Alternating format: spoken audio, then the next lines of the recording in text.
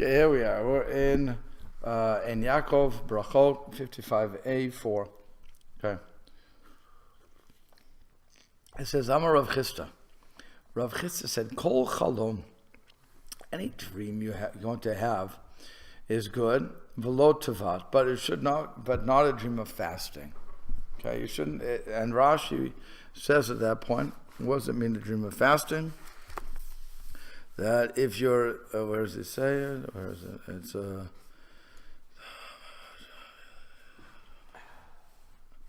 I can't find the Rashis anymore. Okay, so Rashi, I remember Rashi saying that it was, and a dream in which a dreamer is portrayed as fasting is a bad omen. That's the fastest way to say it. If you have a dream in which you're fasting, so that's not a good omen for you. Because what is the reason? Let's understand this. Why would that be a bad omen? Why do I fast? There's two reasons I fast. One is on Yom Kippur, I fast because I'm comparing myself to the Malach, to the Malachim that serve Hashem. So just as a Malach doesn't eat, doesn't sleep, doesn't sit, as was standing with, they only have one leg. Don't ask me how they hop around. So they have one leg, wings, whatever they're going to have. Okay, so they can't sit down. So also we on Yom Kippur, we don't eat, we don't drink. We try not to sleep that much. We're staying up much of the night, saying Tehillim, whatever I was going to say. And then we come to shul. We dress in white with our kittel, and we stand up for the most of this part of the service of Yom Kippur. So what happens? The Malach, the Satan, who was our divine prosecutor, says to Hashem, what can I say about them? They're being like us. They're perfect. Okay, so and once again we're sealed for a good year. So that's one thing. On one level, we're emulating angels by fasting, and that, by the way, would be a nice fast if I consider myself like an angel. What's the other reason we fast, though? It's normally to obliterate a bad decree. So if we have a bad dream, or if we have a fast day, we have 4 fast days that we're fasting on because of the destruction of the temple and a fast of Esther and so on and so forth. Again, all of these fasts were a vehicle, or as you say in the Midwest, a vehicle. I don't want to say vehicle. Okay, a vehicle to repentance. So if I'm going to want to repent, the best way to start that off is I jump-start it with a fast day. And that is, but I'm recognizing that I've been sinning, that I've been going against God's law. So if I'm dreaming that I'm fasting, that's just not a good omen at all. It means that I need to do some repair on myself. That's the level number 1. Then he brings down the Aruch, and again, this is what I remember teaching. He said every dream has some meaning, some aspect of the meaning, but not one dreamt while one is fasting. Okay, that was the other thing. That is, if one sees a foreboding dream while one is fasting, he can attribute the troubling vision to the distress of food deprivation. The dream should not be taken as a portent of the future. Indeed, basing himself on the Aruch's explanation, writes that one who experiences mental distress of any kind during the night ought not to worry about ominous dreams. That's what we learned last week. Okay, you understand? If I have things in my mind, and that's when I got into children. If I have children's dreams, they call it, and there's all we learned last week.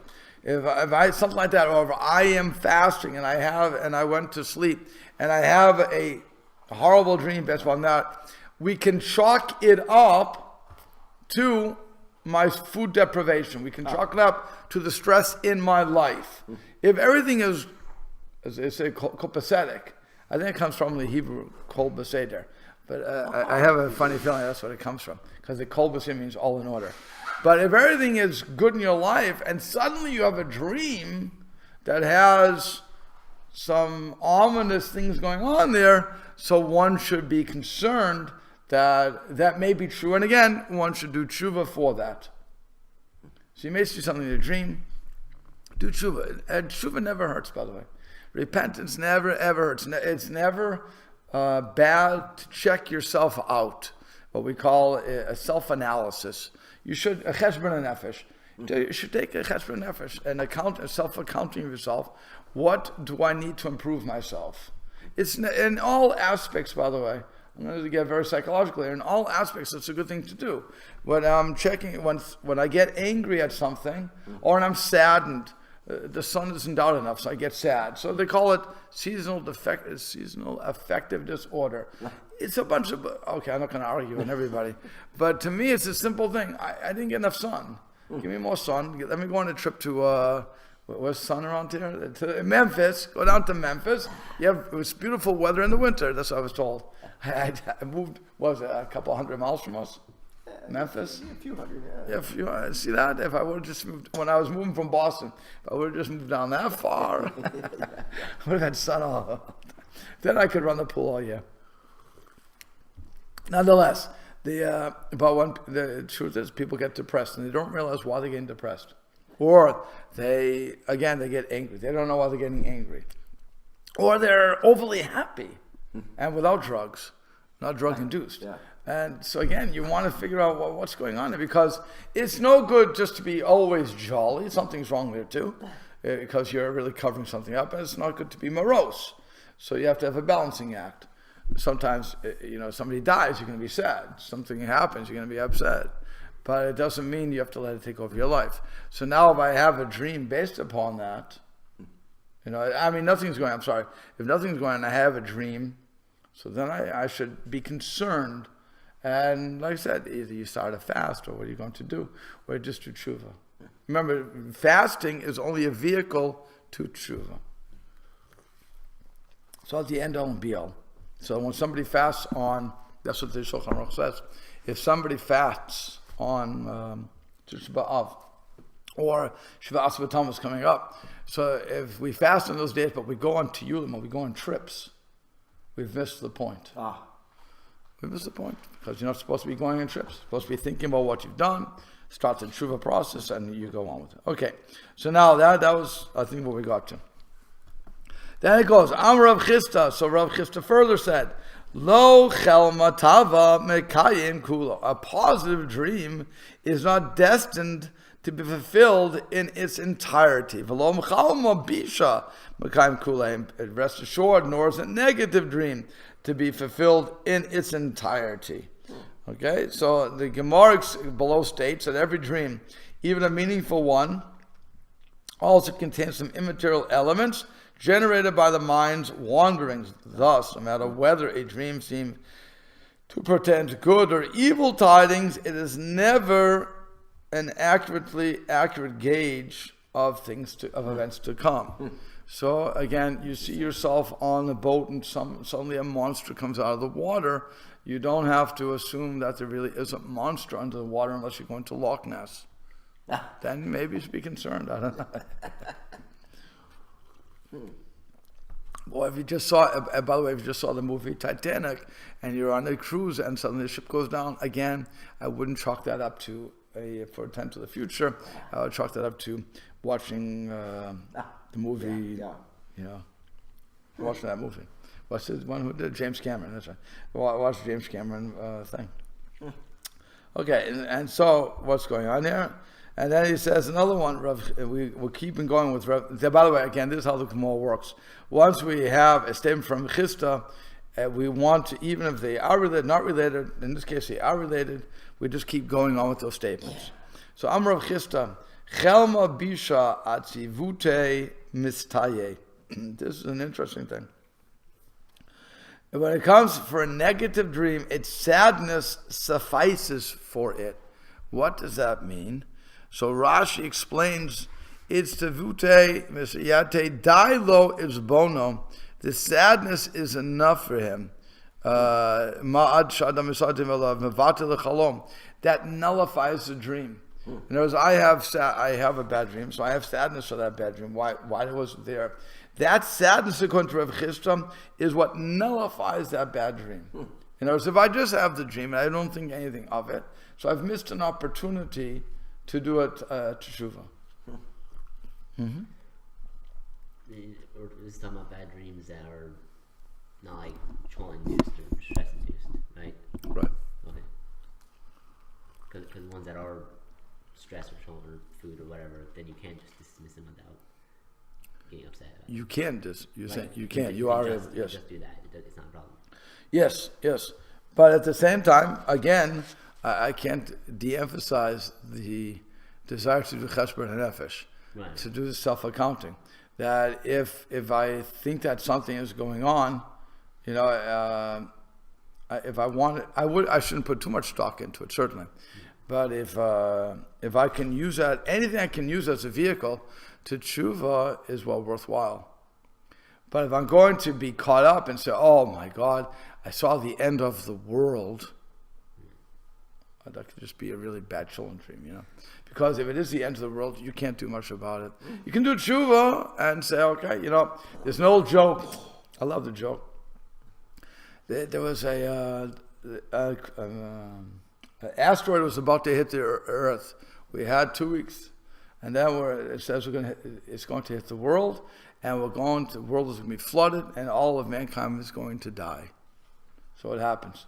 The Muslims go to their mosques and they pray, and they're getting ready for the end of days. Mashiach is coming, whatever they want to hold. And then the Christians are all running to their churches and everything, and they're also praying. Let's get ready to tshuva. And suddenly you hear in the shuls, all the shuls get together. Rabbi side, gentlemen, we have 2 weeks to figure out how to live underwater.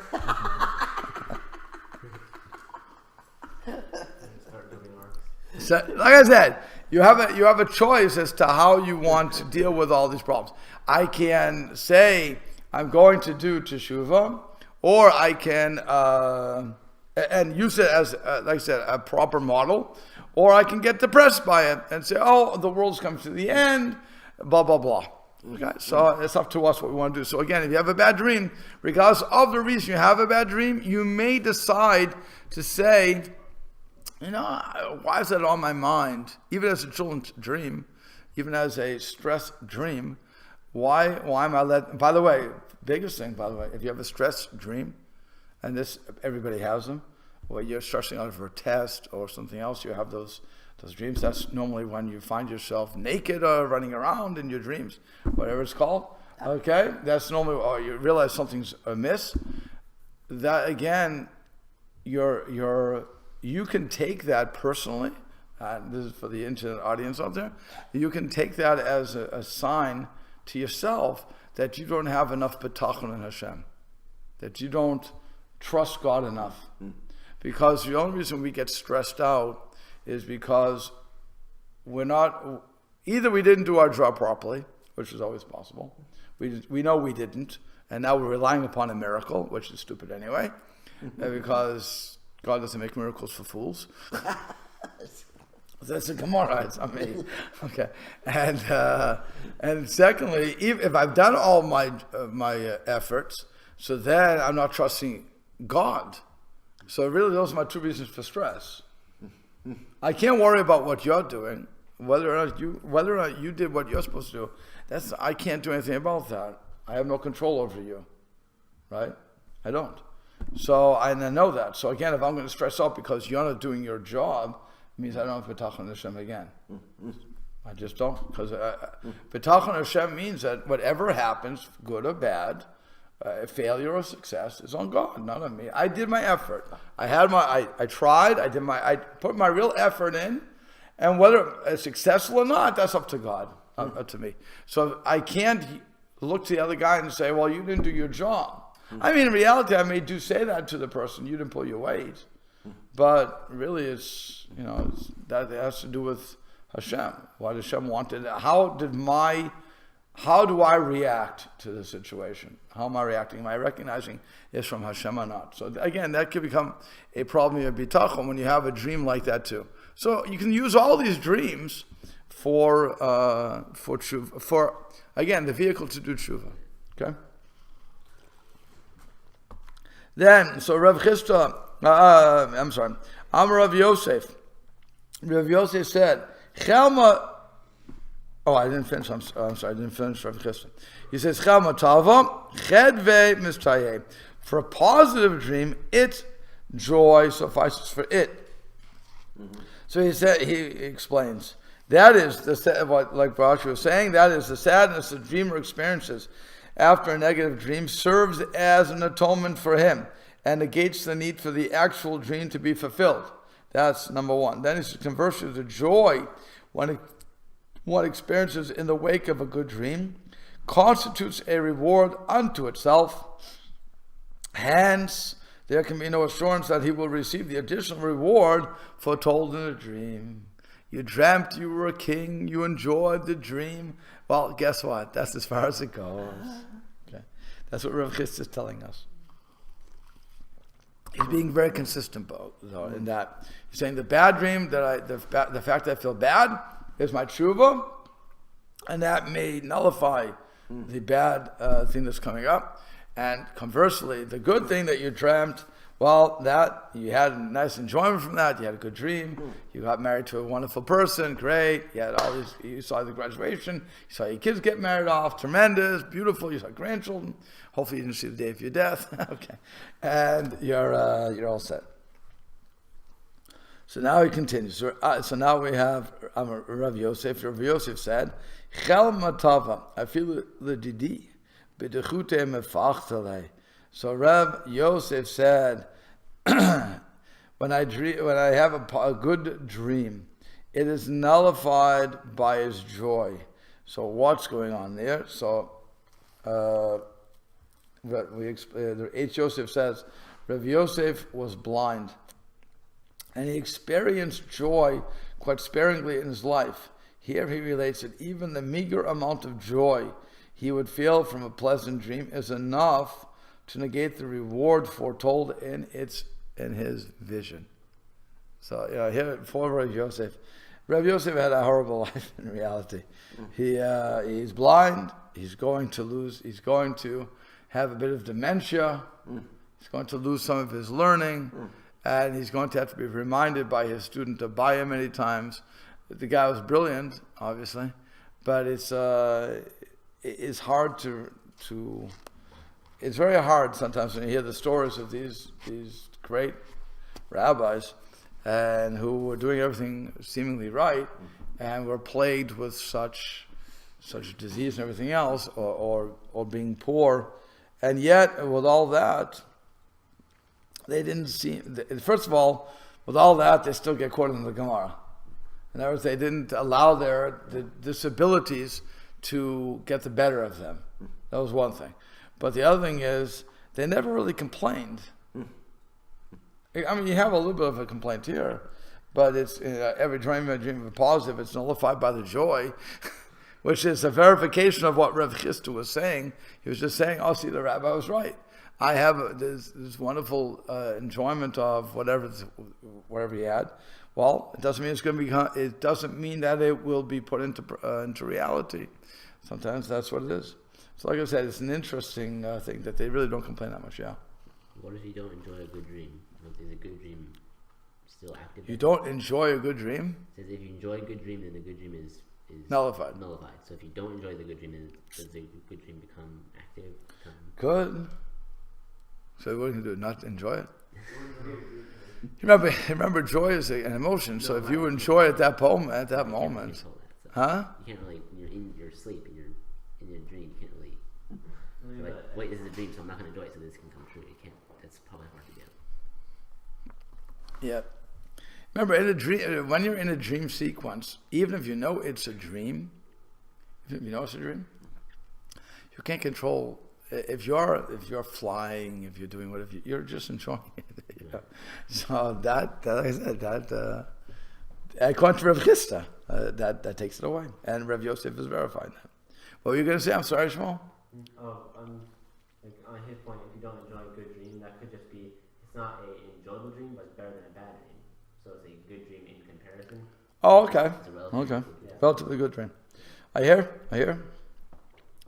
By the way, even if I don't enjoy or I'm not saddened, it doesn't guarantee one thing or the other. Rav Chisda was just saying that may be the reward or what you need to get the job done. On either way, because what you're really dealing with is What happens when you have a dream? You have a dream, you won the $1 million. And so you say, oh, that must be a prophecy. You run out and you buy a ticket. And lo and behold, you don't win. So you're now going to complain. You're going to say, wait a second, the rabbis say that the dreams are 1/60th of prophecy. So at least I should have won 1/60th of 36 million, whatever, something like that. And I had a dream I saw clearly these were the numbers, so I played those numbers. In those days, by the way, oh no, you can still do it. You can still play the numbers. You can still pick your numbers, right? I was thinking there used to be, when I was growing up, there was a thing called, I should think they called it the game. Remember this in Massachusetts? It was for four numbers, and if you get the four numbers, you would get the $1 million. And $1 million in those days was a lot of money. There was one of my neighbors got the $1 million. Really? Oh. Got it. And he stayed there for a couple of years before leaving. But it was interesting because we all figured he would, this wasn't a house was $20,000 those days. So, he was living there. We figured he would want to expand $1 million. I mean, $1 million would go a long way in that time. And now you buy a couple of cars, you killed your $1 million. Or it would take a Lexus to $75,000. Yeah, so That's, get rid of the car. No, they pay the tax on the $1 million. Yeah, they pay the tax. It also costs. Yes. Well, he got over the 20 years. Oh, yeah. They were young people, so they got over the 20 years. So they actually got the $1 million in the end because of that. They didn't take it quick. Okay, but like I said, just because I have that dream and I have those numbers doesn't mean I'm going to get it. So Rav Chitzer's telling you, if you are happy by it, if that made your day, guess what? That's all you're going to get. Because dreams don't always come true. Unlike Walt Disney, dreams don't always come true. So it's, let's go on. So Amar Rav Chisda. So Chel Mabisha Kasha Minagda. Seeing a negative dream is worse than receiving lashes. And okay.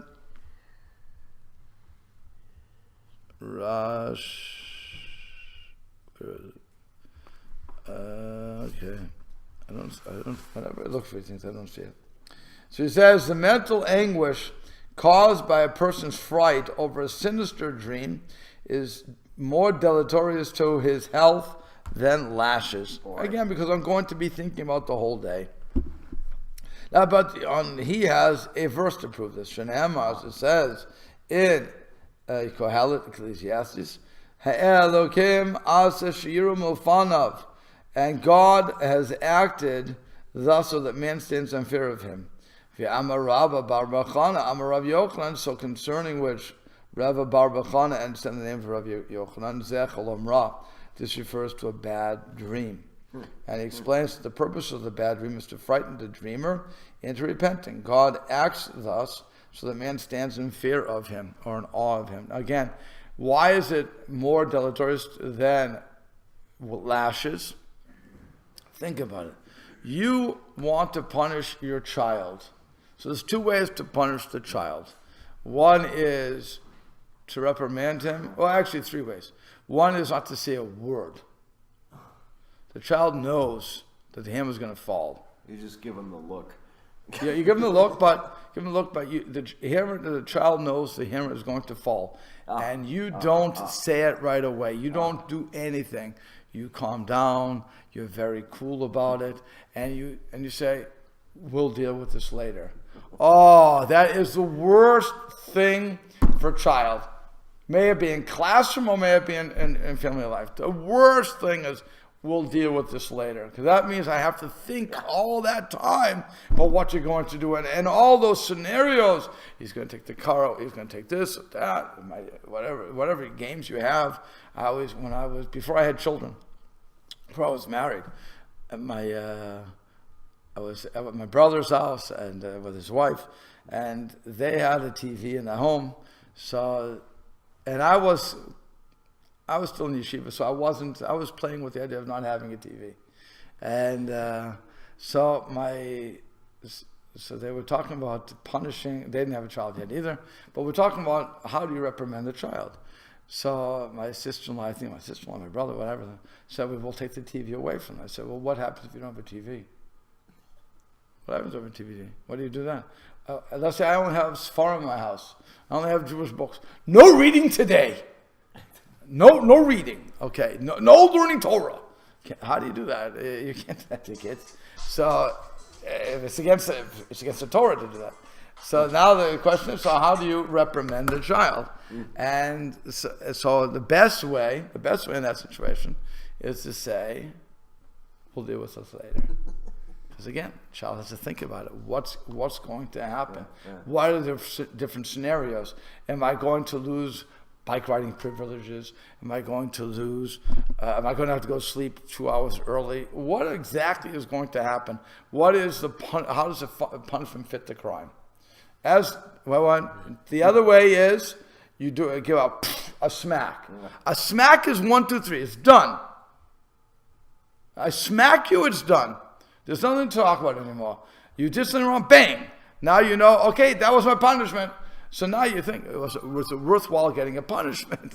It's worthwhile getting smacked or not. That's up to you. But if you have the fast hand, so that's why he's saying the lash is, I get 39, I'm through. I've paid my debt to society and God. So it hurts. I'm not going to argue what hurts and what doesn't hurt, but it is done, and I have to see you as somebody who you do the time do the crime, do the time. You did your time. I have to see you as totally done, and now I have to treat you like a brother, somebody good again. Okay. And again, the middle road would be that I hand you off the punishment and this whatever. Okay, so you understand? So that's why he's saying here, lashes are better than Hashem giving you a bad dream. Because a bad dream means I have to do tshuva. First I have to figure out what I did wrong. Now I have to do tshuva, and who knows if it's going to be forgiven. Yeah. The other thing we'll talk about this later, psychological warfare. Well, that's psychological. Yeah. You make them have to think about it. It's not as easy. It's easier to just. Right. If you know you're going to lose a city and more, then you just lose the city. But if you don't know which city you're going to lose, then you kind of have to worry. Right. There's actually one other way that I heard this. I heard a comedian talking about it one time. I don't understand it because it wasn't part of my culture growing up. I grew up in the city. But apparently, if you grew up on the farm, so there's something that they would call a switch. You ever hear of the switch, Bill? You know what, a stick or something? A willow. A willow? A willow. Cut your own switch. Right, so you had to cut your own switch that your father would smack you with. That's the ultimate punishment. He was saying, how cruel is that? You have to cut it down yourself. You have to whittle it down, and you're making your own point of destruction. You know? And again, you're thinking about that. So, all those things to go with it. But it's an interesting concept. Okay. Let's go on. So it says, and then it continues on to say, Hanavi, we have another verse here. Hanavi asher ito chalom yisapir chalom.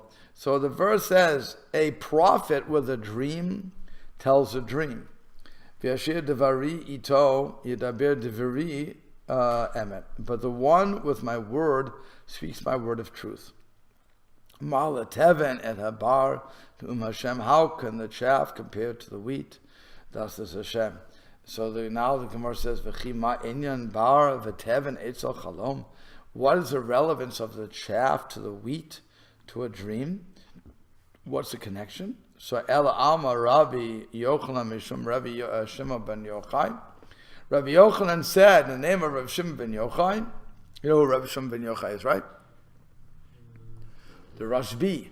Rav Shimon ben Yochai is the one who hid himself in the cave for 12 years under sand with his son as he was running from the Romans who were trying to kill him. He's the one that we celebrated Lag BaOmer in honor of his Yortzeit. He is the one who was the author of the Zohar.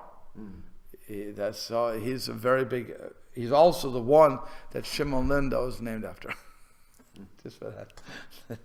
I should have name out, but it's but that he was a very big person, and also by the way, you're seeing the Rav Yochanan is after Rav Shimon ben Yochai.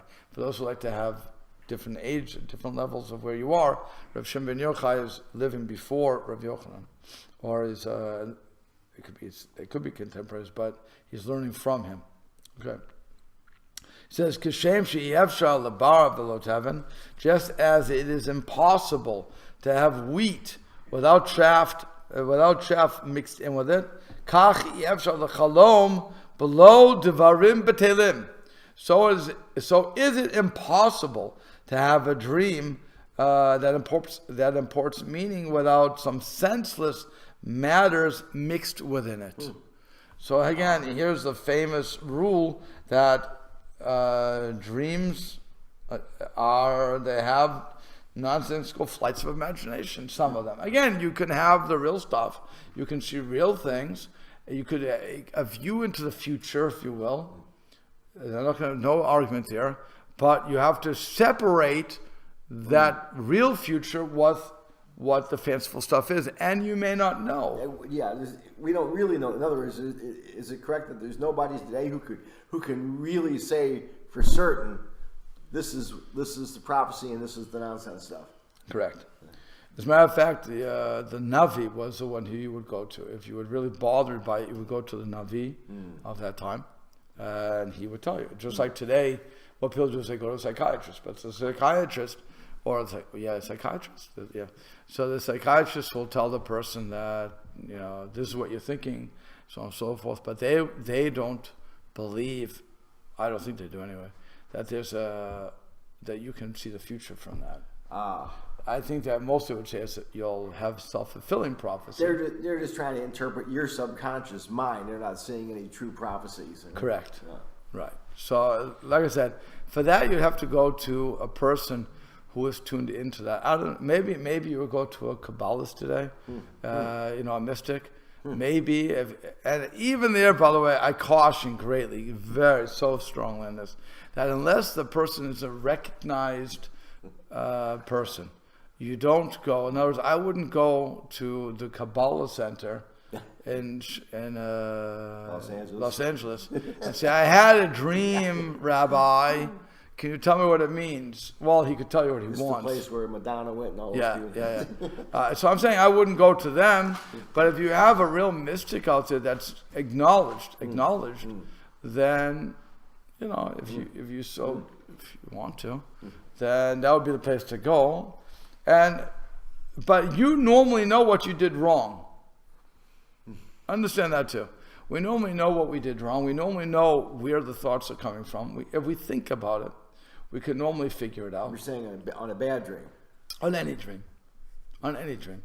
We normally know, if we would think about the dream, we normally know where it's coming from. And then we have to decide, again, is it something to do tshuva for? Is it something not to do tshuva? Is it something to pay attention to? Korach saw he saw the futuristic Shmuel. Shmuel comes from Korach. He saw that somebody like Shmuel is coming from him. It must mean that he has to have a bigger role in the universe. And it can't just be to be who he was. So he starts a rebellion against Moshe. Excuse me, why are you trying to do that? You don't know how things work out. And again, that's why the Torah tells us those stories. Because we may see something, but it doesn't mean that we have to change anything about ourselves. It's going to happen. So it doesn't mean I have to, if I see my great grandson doing something, it doesn't mean, so I'm assuming, I can be led to assume that all I have to do is keep doing what I'm doing, and that's going to take effect. Because if Hashem wants it to happen, it's going to happen. Now again, if I want to do tshuva and return to God, that's something else. I'm not arguing about a guy who's a Russia and everything else, so by all means do tshuva. But when a person is already doing things right, so why change that? It means that's what Hashem is showing you. You're meritorious. Doesn't mean you have to try to make. You don't have to make it happen.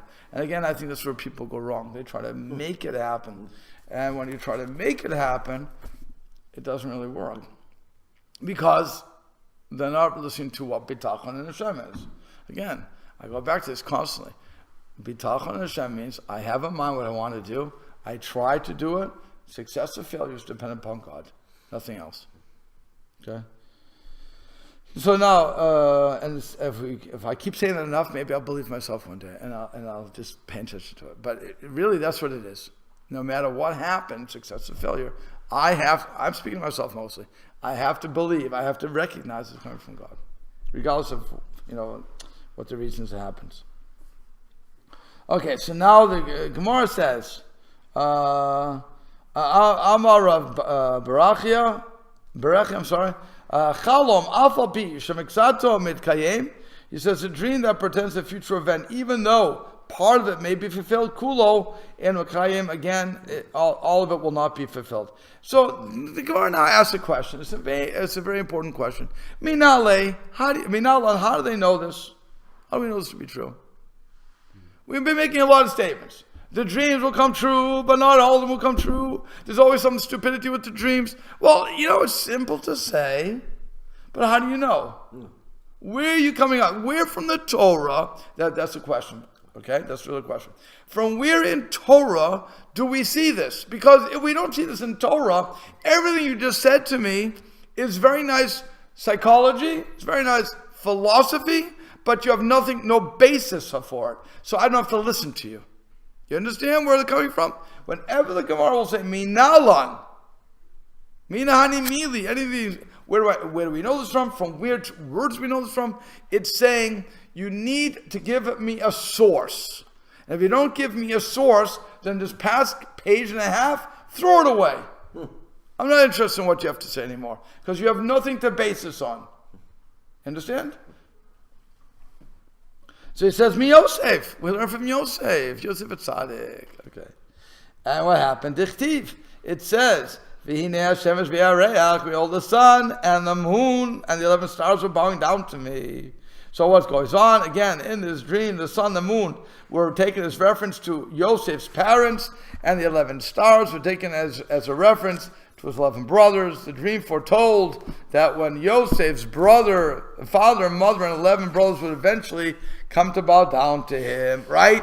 So what's the problem with that? Your parents don't bow down to you.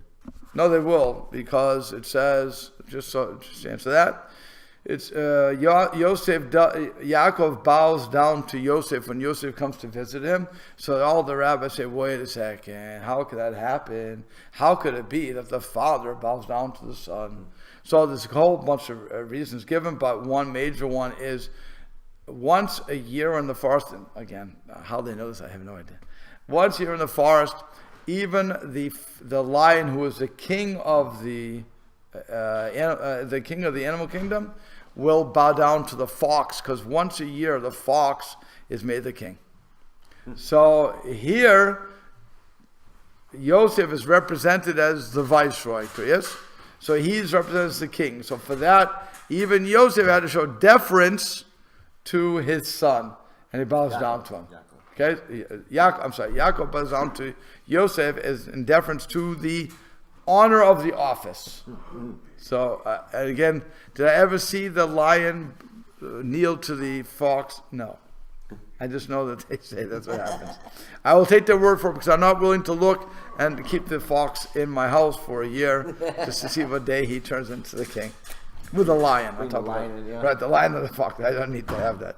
I'll take their word for I'll take the rabbi's word for that. Okay. So and the Gemara said, but at that moment Yosef's mother was dead. So how could it be that Yosef's mother will come down to bow to him? It wouldn't make sense, right? So it can't be. So okay. And that it says, that's number one. So that's how we know that with every dream, there's some foolishness. And by the way, what happens is, I thought we covered it here. I don't see it though. But that was how Yaakov tried to get his brothers not Baruch Hashem.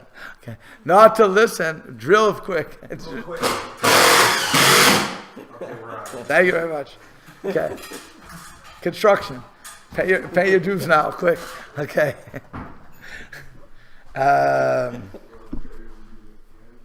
You have to another one? Okay. So so what happens is that Yaakov is trying to discourage the brothers from hating Yosef. Yeah. So that's why he says, how could it be that your mother is going to come when she's dead? So it shows that there's foolishness in the dream, which means, now he was trying to say, Yaakov was trying to say, the whole dream is foolish. If I can prove you one thing wrong, the whole thing is false. Now he knew that the dream was going to come true. But he was also teaching his sons this rule that dreams can sometimes just be dreams. Dreams of grandeur. This kid wants to be the king. He's 17 years old. He can have his high dreams, but nothing's going to happen because it's a foolish dream because he thinks the mother's going to bow down to him. Clearly the mother can't. Okay.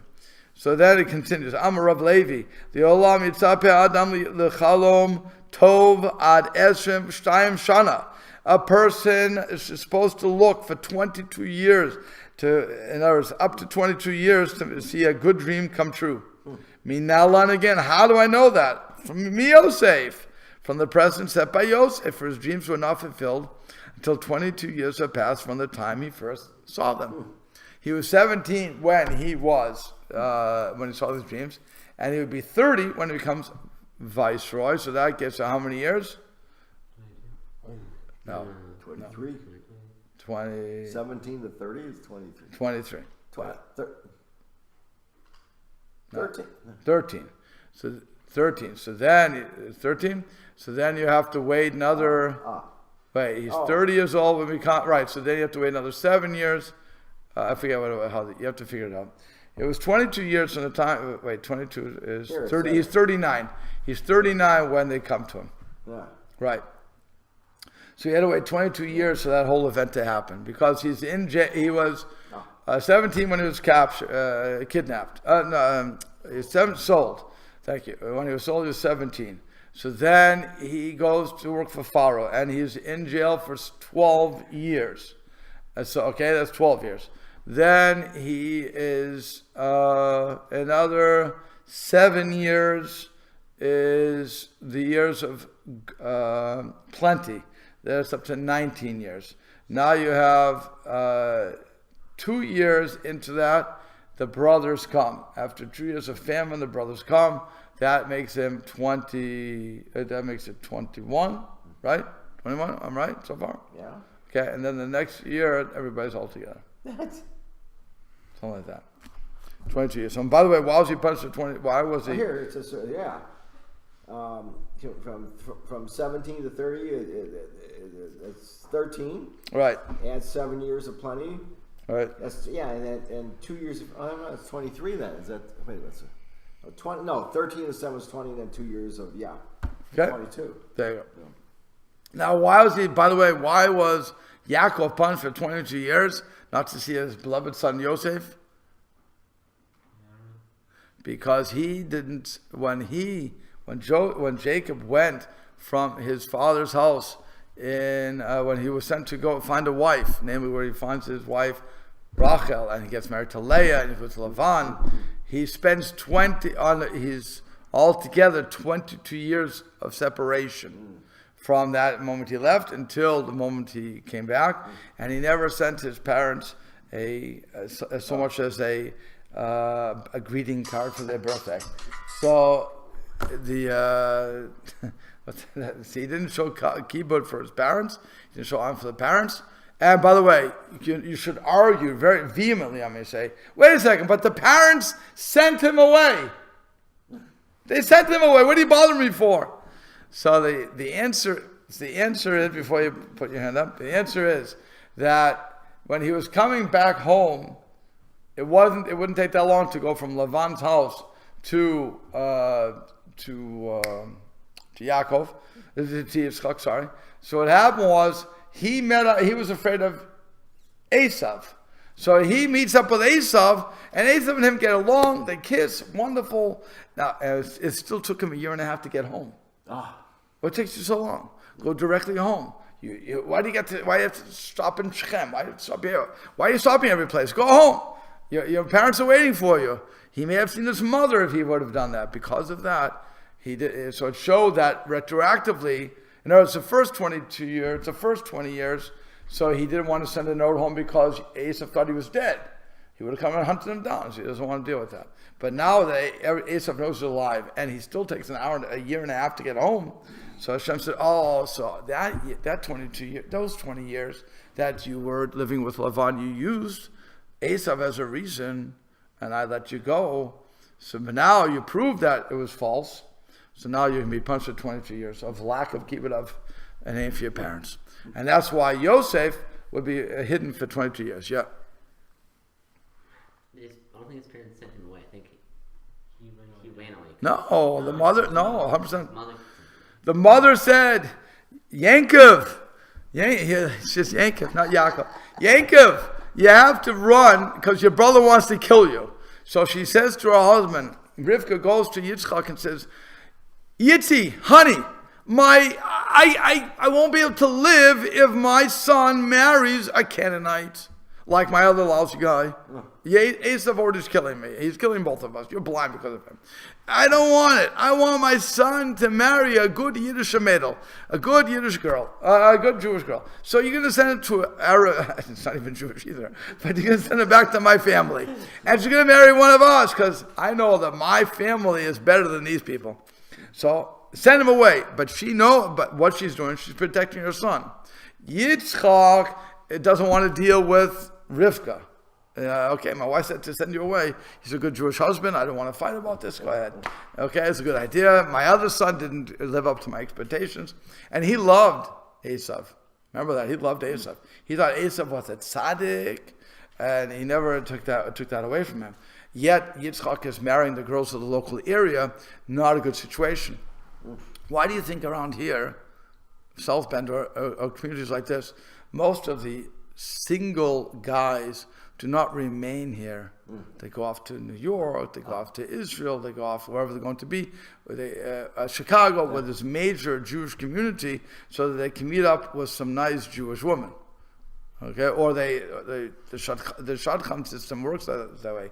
You want to intermarry, in other words, in-marry, not inter, but in-marry. You want to marry one of your own people. So if you're going to stay in a neighborhood like this, even as great as South Bend is, if you listen to Rabbi Lindau, the giant point on the map that we have for spirituality is still, we don't have singles here.